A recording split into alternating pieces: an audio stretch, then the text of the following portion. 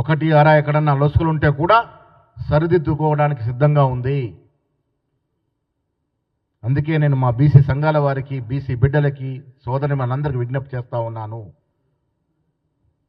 ఇన్నేళ్ళు ఏమీ చేయని నాయకులు, వస్తలేదా సౌండ్? ఇన్నేళ్ళుగా ఏమీ చేయలేని నాయకులు, ఏమీ చేయలేని రాజకీయ పార్టీల యొక్క ఉచ్చులో పడొద్దు. ఇవాళ రిజర్వేషన్ ఇవ్వడం వల్ల చాలామంది కడుపు నొప్పుతో ఉన్నారు. బీసీల మీద కుట్రలు కుయంత్రాలు చేసిన నాయకులకి ఇది ఇమడట్లేదు, పడట్లేదు. ఇంత గొప్ప కార్యక్రమం పట్ల వారు బాధతో ఉన్నారు కాబట్టే మన్ను ఉసుగొల్పే ప్రయత్నం చేస్తూ ఉన్నారు. తద్వారా ఇంత గొప్ప కార్యక్రమం మీద నీళ్లు జల్లే ప్రయత్నం చేస్తూ ఉన్నారు. అలాంటి ఉచ్చులో ఊబులో పడకూడదని నేను మీ ద్వారా మా మిత్రులకు విజ్ఞప్తి చేస్తూ ఉన్నాను. ఏ ఆధారంతో శ్రీనివాస్ యాదవ్ చెప్తా ఉన్నాడు? ఇప్పుడు మా మంత్రి గారు కూడా గతంలో చెప్పారు, ఈ 3.1% ఎక్కడైతే సర్వే జరగని ఇల్లున్నాయో దాంట్లో మెజారిటీ ఇల్లు హైదరాబాద్లో ఉన్నాయి. ఇది వాస్తవం, దీనేం దాపరికం లేదు. ఆ 3.1% అంటే దాదాపు కొన్ని లక్షల ఇల్లు ఏవైతే ఉన్నాయో హైదరాబాద్లో ఉన్నాయి. కొన్ని ఉద్దేశపూర్వకం కొంత చేయలేదు. ఇలా కేసీఆర్, కేటీఆర్, హరీష్ రావు వివరాలు ఇవ్వలేదు. కవిత గారు మాత్రమే ఇచ్చినట్టు మాకు సమాచారం. అట్లా చెబుతూ పోతే చాలా ఇల్లు ఇవ్వలేదు. శ్రీనివాస్ యాదవ్ గారు ఇచ్చినారో ఇవ్వరో తెలియలేదు. సో నేనేమంటున్నానంటే వీలైనంత వరకు దాదాపు 95 నుంచి 96% సర్వే చాలా సఫలంగా జరిగింది. 1, 2, 3% ప్రతి చోట లొసుకులు ఉంటాయి. వాటిని కూడా సరిదిద్దుకునే ప్రయత్నం చేస్తూ ఉన్నాం.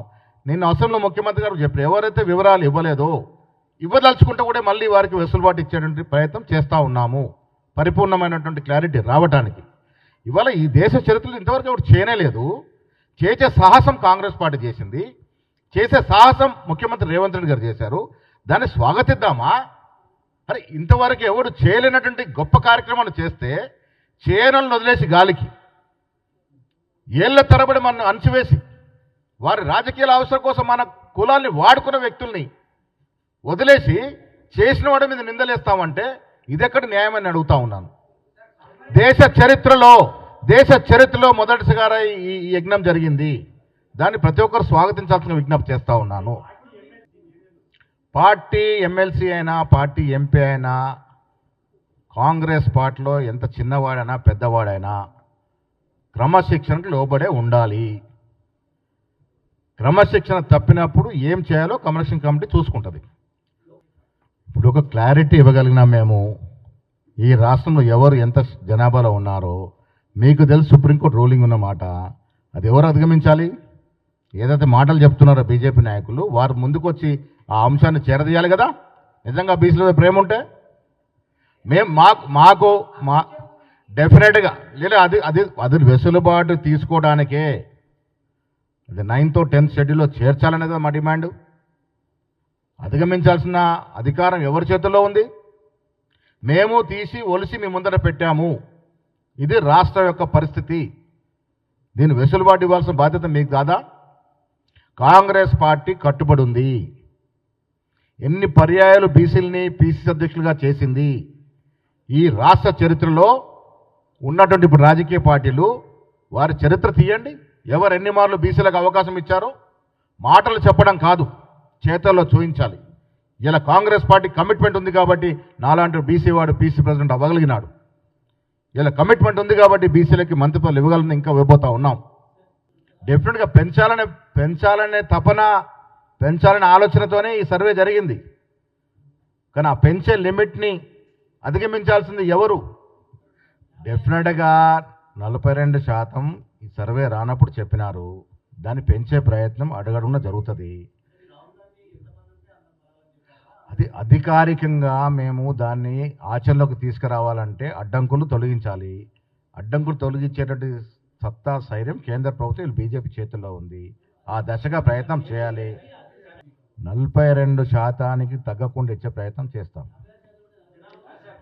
ఇంకా కూడా ప్రయత్నం చేస్తూ ఉన్నాం. వెసులుబాటు తీసుకొని ఎంత వీలైతే అంత చేయగలుగుతాం. మేమే చేయగలుగుతాం, కాంగ్రెస్ పార్టీ చేయగలుగుతాం. అది ఎవరికంతో వారికంతా రావాలని కాంగ్రెస్ నినాదము. రేపు కాంగ్రెస్ పార్టీ ఇవాళ బీజేపీ వాళ్ళు చేయలేకపోతే రేపు కాంగ్రెస్ పార్టీ అధికారంలోకి వచ్చిన తర్వాత ఎవరు ఎంతో వారికి అంతే అనేటువంటి నినాదాన్ని పరిపూర్ణంగా పూరిస్తాము. సీట్లు కూడా ఇస్తాము. అన్ని కులాల వారిని అన్ని ప్రాంతాల వారికి సమతూకం ఇస్తాము. ఎమ్మెల్సీ రెడ్డికి ఇచ్చినంత మాత్రాన బీసీని పక్కన పెట్టింది కాదు, ఇంకా చాలా ఎమ్మెల్సీ సీట్లు ఉన్నాయి, ఇంకా చాలా కార్పొరేషన్లు ఉన్నాయి. అక్కడ ఉన్నటువంటి పరిస్థితుల్లో ఎవరైతే ప్రజల ఆదరణ నుండి గెలవగలుగుతారో మా గెలుపు కూడా ధ్యేయం కాబట్టి అక్కడ రెడ్డిని చూస్ చేయడం జరిగింది. ఇంకా చాలా సీట్లు ఉన్నాయి, అందరినీ సర్దుబాటు చేస్తాం. One by one.